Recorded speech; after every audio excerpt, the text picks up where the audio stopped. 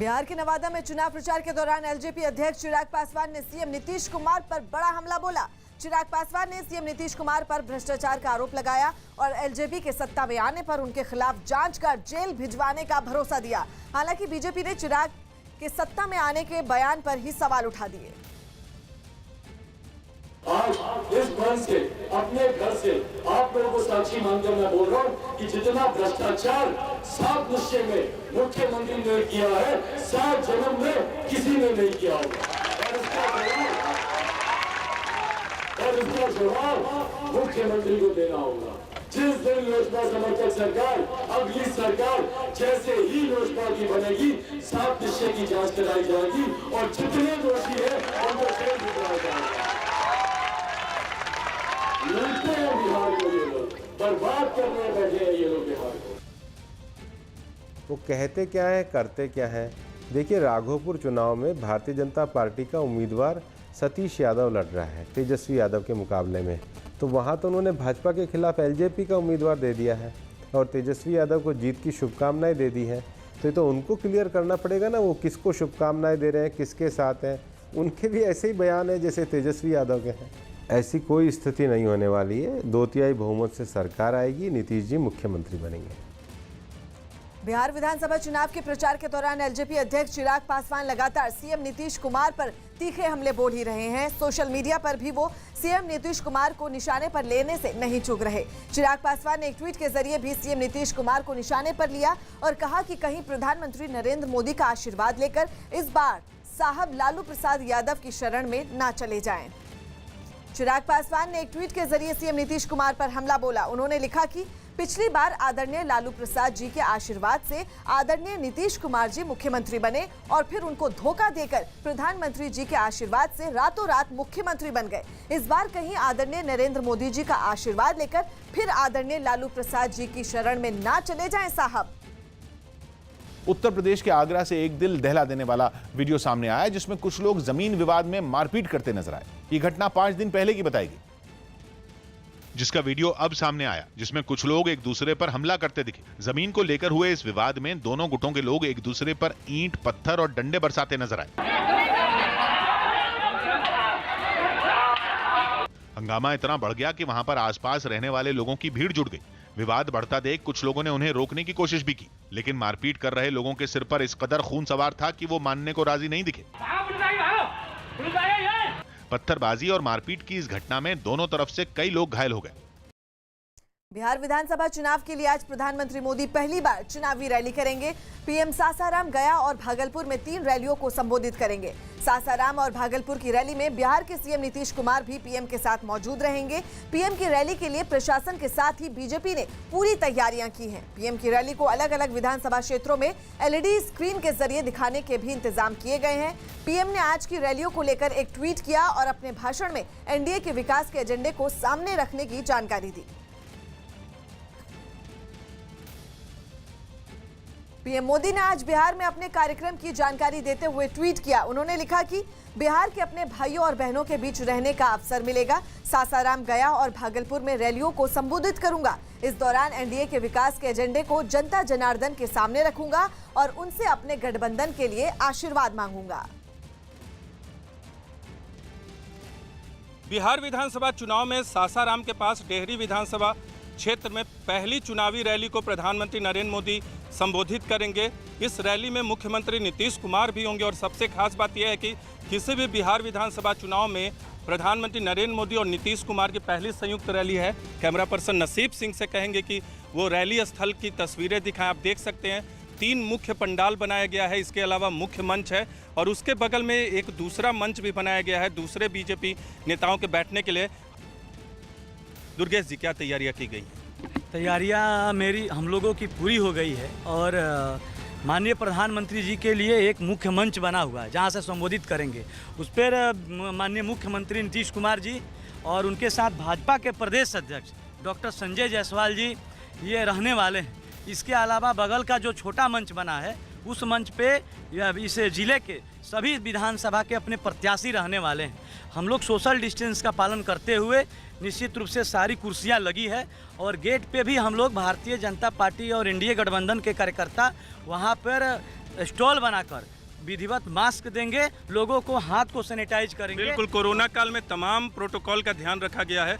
कितनी कुर्सियां लगाई गई? और सैकड़ों कुर्सियां लगी हुई हैं सोशल डिस्टेंस पे।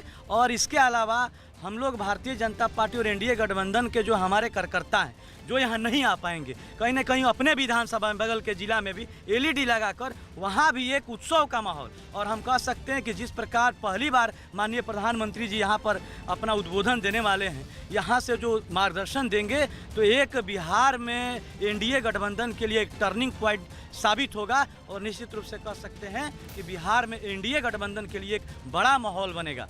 तो एनडीए के लिए बड़ा माहौल बनेगा। और सबसे अधिक तो इस बात पे नजर रहेगी कि चिराग पासवान को लेकर, एलजेपी को लेकर कोई संदेश अप्रत्यक्ष तौर पे ही प्रधानमंत्री नरेंद्र मोदी देते हैं कि नहीं, क्योंकि पहली बार नीतीश कुमार के साथ होंगे बिहार विधानसभा चुनाव में, किसी रैली में संयुक्त तौर पे दोनों संबोधित करेंगे।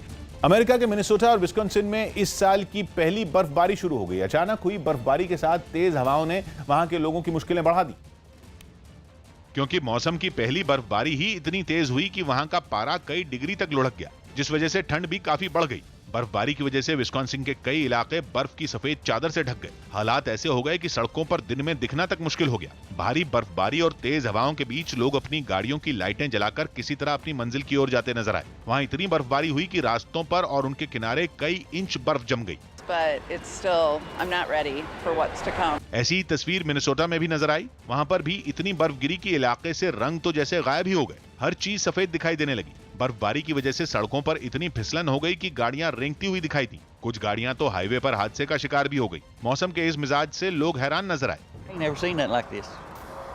4 or 5 cars just all at once go to piling up. I ain't never seen stuff like this. America के मौसम विभाग की तरफ से आने वाले दिनों में हालात अभी के मुकाबले और बिगड़ने की आशंका जताई गई। सीएम योगी ने अपनी रैली में राहुल गांधी पर निशाना साधा। यूपी के सीएम योगी आदित्यनाथ ने बुलंदशहर समेत 3 जगहों पर रैलियां की, जहां उन्होंने विधानसभा सीटों के लिए हो रहे उपचुनाव में पार्टी प्रत्याशियों के लिए वोट मांगे। साथ ही उन्होंने राहुल गांधी का नाम लिए बिना उन पर पीएफआई से जुड़े लोगों से मिलने का आरोप लगा दिया। कांग्रेस के एक स्वनामधन्य नेता, उनके पूर्व अध्यक्ष केरल में पीएफआई से जुड़े हुए लोगों से मिलने के लिए जाते हैं। मुंबई में एक शिवसेना पार्षद की कोरोना से मौत के बाद 50 लाख के मुआवजे का ऐलान होने से विवाद हो गया। कोरोना संकट के बीच लगातार मरीजों का इलाज कर रहे डॉक्टरों ने भी सरकार से मदद की गुहार लगाई और कोरोना की वजह से मरने वाले डॉक्टरों को भी 50 लाख का मुआवजा देने की मांग की। एक ही सवाल पूछते हैं कि हमारे प्राइवेट डॉक्टर जो कोरोना से मृत्यु हुई है, उन्हें ये चीज का मुआवजा क्यों नहीं मिल रहा है महाराष्ट्र सरकार से?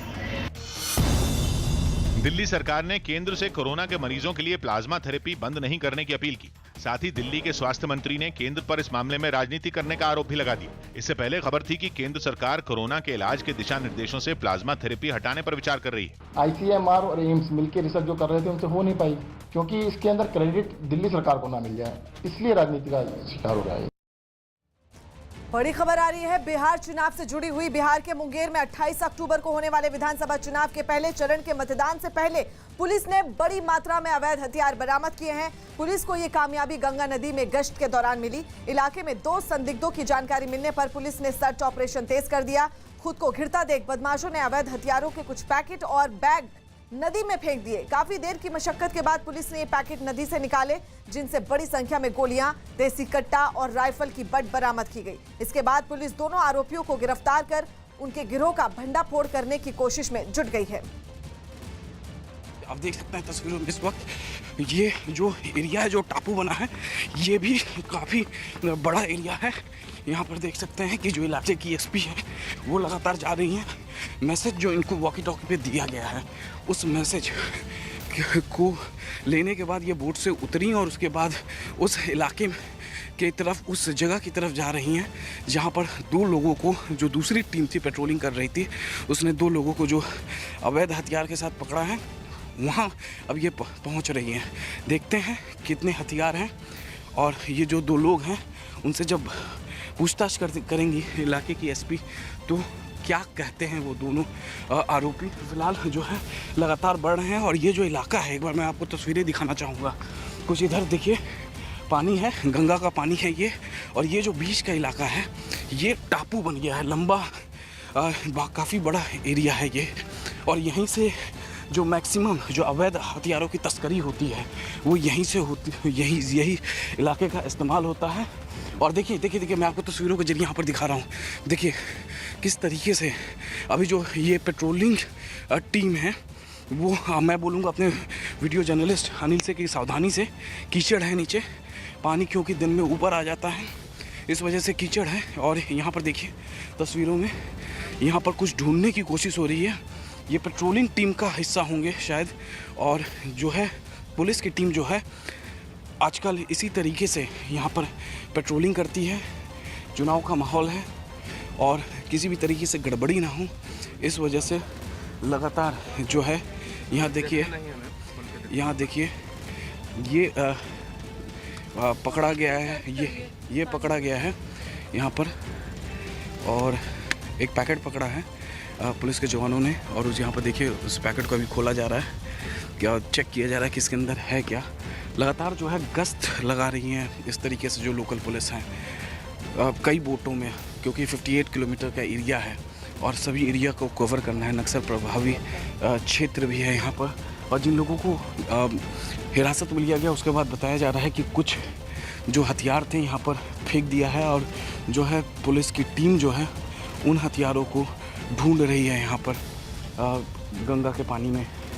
यहाँ पर देखिए ये जो इलाका है मुंगेर का, ये काफ़ी अवैध हथियार के तस्करी के लिए जाना जाता है।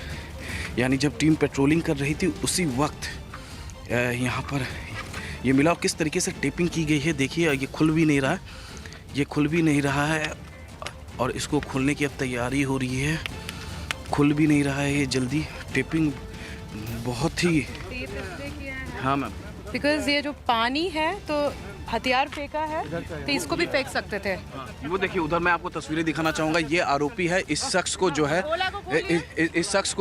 इस शख्स को यहाँ पर अवैध हथियार की तस्करी के साथ यहाँ पर पकड़ा है लोकल पुलिस ने। यहाँ पर तस्वीरों में आप देख सकते हैं उससे कुछ बैग भी बरामद किए गए हैं। जो जवान जो लगातार जो यहाँ पर पेट्रोलिंग कर रहे थे उन्होंने इस शख्स को यहाँ से हिरासत में लिया है। आप तस्वीरों में यहाँ पर देख सकते हैं वॉकी टॉकी में एक बैग मिला यहाँ पर तस्वीरों में आप देख सकते हैं। जब इस शख्स को पेट्रोलिंग टीम ने पकड़ा तो उसने इस पानी में जो है इस झोले को फेंक दिया, इस बैग को फेंक दिया। आप देखिए किस आमतौर पर जब दुकानों से हम सामान खरीदने जाते हैं तो इस तरीके का बैग मिलता है। तो इस तरीके से मैम पिछले दिनों में और भी इस तरीके से रिकवरी हुई है जी। अभी कल भी हमारे यहाँ 2 मिनीगन फैक्ट्री का उद्भेदन किया गया है। अभी हम लोगों ने करीब 10 हथियार कल भी पकड़े थे। परसों भी एक तरीके से देखें तो जब से चुनाव MCC लगा है तब से अब तक मुंगेर पुलिस ये दूसरा आरोपी है मैम, ये दूसरा आरोपी है। 190 के आसपास हथियार पकड़ चुकी है और करीब 785 गोलियां पकड़ चुकी है, 26 डेटोनेटर्स पकड़ चुकी है। तो हम लोग जो है इसको एकदम पीसफुल तरीके से हो जाए चुनाव, हम लोग लगे हुए हैं और मैक्सिमम रिकवरीज करेंगे जिससे कि इलाके में शांति रहे। मैम तो इस तरीके से जो मैक्सिमम जो इस तरीके से रेड हो रही है रात में ही किया जा रहा है? ज़्यादातर रेड्स रात में ही होती हैं, बिकॉज जो भी अवैध कार्य होते हैं वो रात्रि में ही हो पाते हैं। बिकॉज देरा में अदरवाइज़ मान लीजिए और भी लोकल लोग रहते हैं तो छुप कर के ही रहते हैं ये लोग, क्योंकि इनएक्सेसिबल एरिया है तो यूजुअली ये लोग कोई छोटी सी झोपड़ी बना लेंगे या फिर जो श्रब वगैरह रहता है तो उसमें ही ये लोग जो है। नवरात्र में प्याज के दाम 100 रुपए किलो के पार पहुंच गए। अमूमन इन दिनों में प्याज की खपत कम हो जाती है जिससे उसकी कीमत में इजाफे की गुंजाइश कम रह जाती है। लेकिन इस बार महाराष्ट्र और कर्नाटक में बेमौसम बारिश होने की वजह से प्याज की ज्यादातर फसल बर्बाद हो गई और देश भर की सब्जी मंडियों में बिक रहे प्याज ने अपने बड़े दामों की वजह से ग्राहकों को रोने पर मजबूर कर दिया। कुछ ऐसे ही हालात महाराष्ट्र में पुणे की एक मंडी में दिखे, जहां प्याज की कीमतों में उछाल से उनके खरीदारों में कमी देखी गई। सेल कम हो गया है, 120 रुपए किलो बोले तो लोग 3-4 किलो जो हमेशा कांदे लेते हैं वो 1 किलो आधा किलो पे ही लेके जा रहे हैं। लोगों ने दावा किया कि प्याज के बढ़े दामों की वजह से उनके बजट पर काफी असर पड़ रहा है। तो लॉकडाउन की मार उसमें ये महंगाई। केरल में तिरुवनंतपुरम के एक थोक बाजार में भी सन्नाटा पसरा दिखा। वहां भी प्याज की कीमतों में जबरदस्त उछाल आने से दुकानों पर भीड़ नजर नहीं आई। चेन्नई में भी प्याज के बढ़े दामों ने ग्राहकों को चौंका दिया। लोगों ने उन पर बोझ बढ़ने का हवाला देते हुए सरकार से इस ओर ध्यान देने की अपील की। Unexpected. Government has to take some steps to reduce the onion price. Navratra में प्याज के दाम बढ़ने की वजह से उसके कारोबारियों को भी दोहरी मार झेलनी पड़ रही है। बिहार विधानसभा चुनाव के लिए प्रचार रफ्तार पकड़ चुका है। एक और एनडीए की ओर से आज प्रधानमंत्री मोदी बिहार में हुंकार भरने पहुंच रहे हैं, तो दूसरी ओर महागठबंधन की ओर से पहली बार राहुल गांधी भी प्रचार का आगाज करेंगे। राहुल गांधी और तेजस्वी यादव नवादा में होने वाली चुनावी रैली में एक मंच पर नजर आएंगे। इसके बाद राहुल गांधी भागलपुर में चुनावी रैली करेंगे।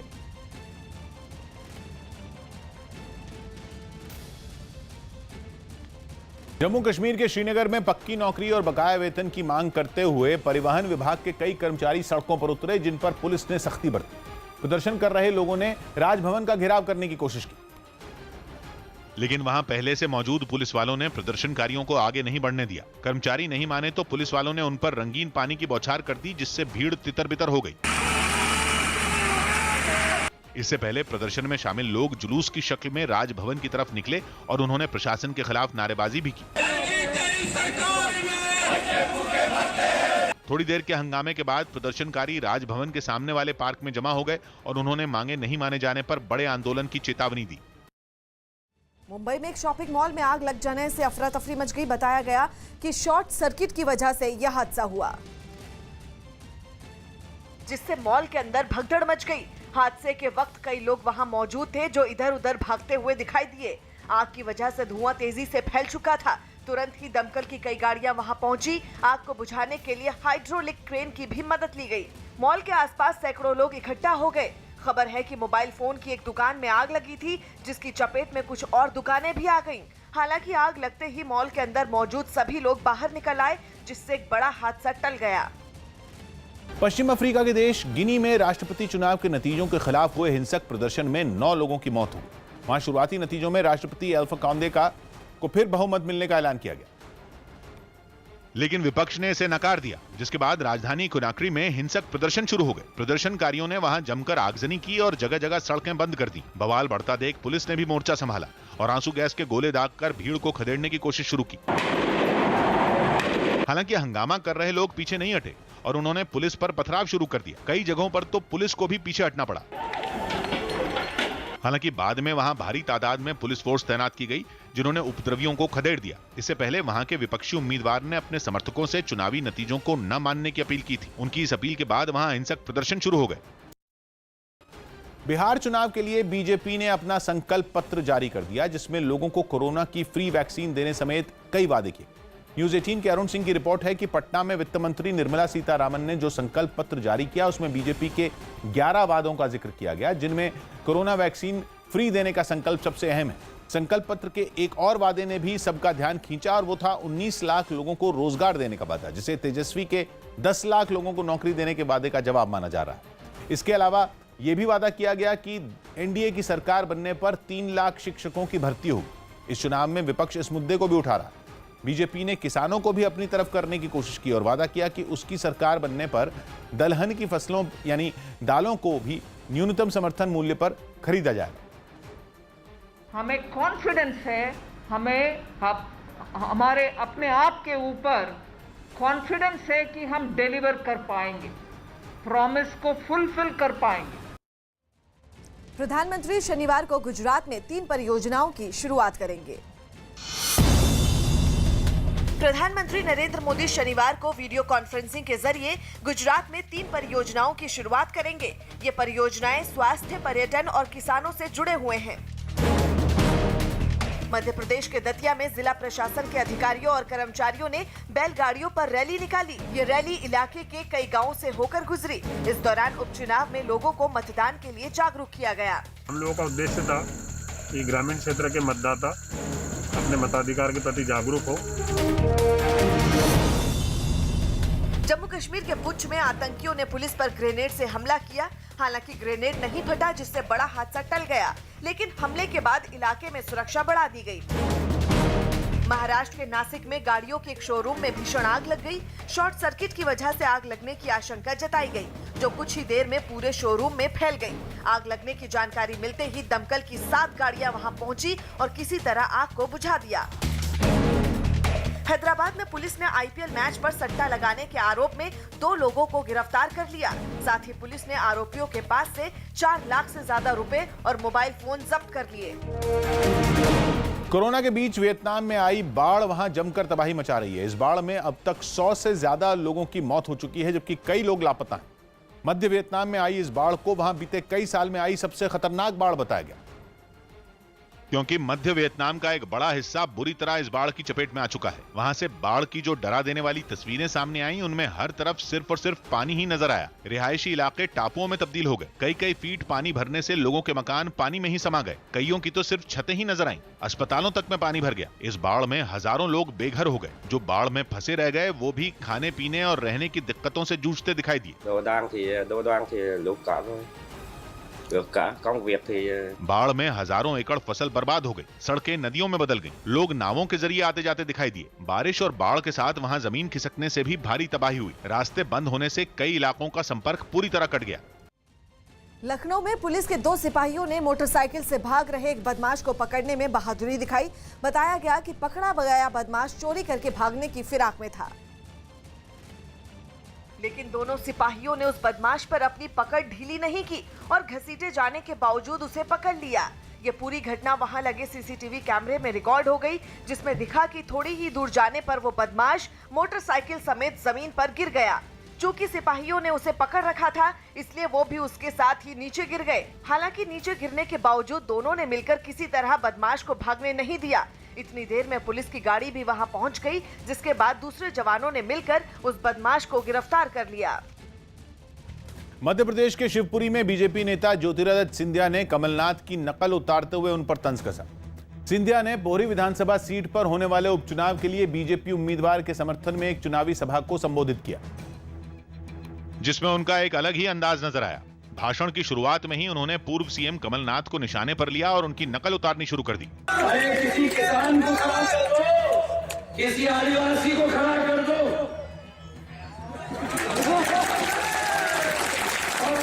और अभिनेत्री। अपने नेता के भाषण के इस चुटीले अंदाज को देख और सुनकर चुनावी सभा में मौजूद लोग भी काफी खुश हुए। टेरर फंडिंग पर नजर रखने वाली अंतर्राष्ट्रीय संस्था FATF आज पाकिस्तान पर अपना फैसला सुना सकता है। FATF आज ये फैसला सुनाएगा कि पाकिस्तान ग्रे लिस्ट में बना रहेगा या नहीं। इससे पहले FATF की बैठक में टेरर फंडिंग मामले में पाकिस्तान की कार्रवाई की समीक्षा की गई। हालांकि इस मामले में पाकिस्तान को राहत मिलने के आसार कम ही हैं और उस पर FATF की ब्लैक लिस्ट में जाने का खतरा भी है। पाकिस्तान को 2018 में ग्रे लिस्ट में डाला गया था और उसे 27 बिंदुओं पर कार्रवाई करने को कहा गया था, लेकिन पाकिस्तान ने 6 महत्वपूर्ण बिंदुओं पर कोई कार्रवाई नहीं की और इसके साथ ही पाकिस्तान पर आतंकियों को पनाह देने का भी आरोप है। कहा जा रहा है कि आतंक के खिलाफ कड़े कदम नहीं उठाए जाने से FATF पाकिस्तान से खफा है और यही वजह है कि पाकिस्तान के लिए इस बार भी FATF की ग्रे लिस्ट से बाहर निकलने की उम्मीद कम है। Pakistan has addressed only 21 action items so far out of the total 27 action items given to them under their action plan. 6 important action items are yet to be addressed. As is well known, Pakistan continues to provide safe havens to terrorist entities and individuals, and it has also not taken any action against several terrorist entities and individuals, including those who have been proscribed by the UNSC, such as Masood Azhar, Dawood Ibrahim and Zakirur Rahman Lakhvi. Nigeria में police के खिलाफ जारी विरोध प्रदर्शनों के बीच भीड़ ने एक टीवी स्टेशन को फूंक दिया। प्रदर्शनों के दौरान वहां 10 से ज्यादा लोगों की मौत हो गई और विरोध की आग नाइजीरिया के सबसे बड़े शहर लागोस भी पहुंच गई, जहां गुस्साई भीड़ ने एक टीवी स्टेशन में आग लगा दी। लागोस से सामने आई कुछ तस्वीरों में टीवी स्टेशन की छत से आग की भीषण लपटें और धुआं उठता नजर आया। हादसे के बाद टीवी स्टेशन के बाहर काफी भीड़ भी दिखाई दी। इस घटना के एक और वीडियो में इमारत से उठती लपटें और धुआं कई फीट ऊपर तक जाता दिखा। इस आग की चपेट में वहां मौजूद कई गाड़ियां भी आ गईं और हर तरफ धुआं ही धुआं फैल गया। बताया गया कि इस टीवी स्टेशन का संबंध मौजूदा सरकार के किसी बड़े नेता से है और इसी वजह से प्रदर्शनकारियों की भीड़ ने इसे निशाना बनाया। LAC पर चल रहे तनाव के बीच फिर से एक मिसाइल का सफल परीक्षण कर भारत ने चीन की चिंता बढ़ा दी। न्यूज़ 18 के संदीप बोल की रिपोर्ट है कि राजस्थान के पोखरण में दुश्मनों के टैंकों को तबाह करने वाली नाग मिसाइल का परीक्षण कामयाब रहा और सेना में शामिल किए जाने से पहले ये उस मिसाइल का आखिरी परीक्षण था जिसमें उसने अपने टारगेट पर सटीक निशाना लगाकर उसे तबाह कर दिया।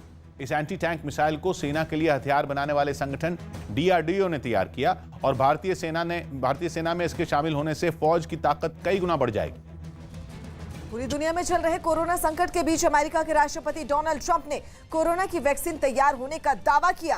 अमेरिका में राष्ट्रपति पद के चुनाव से पहले डोनाल्ड ट्रंप और जो बाइडेन के बीच फाइनल प्रेसिडेंशियल डिबेट में ट्रंप ने कोरोना वैक्सीन तैयार होने की बात कही। ट्रंप ने कहा कि कोरोना की वैक्सीन बिल्कुल तैयार है और जल्द ही ये आएगी।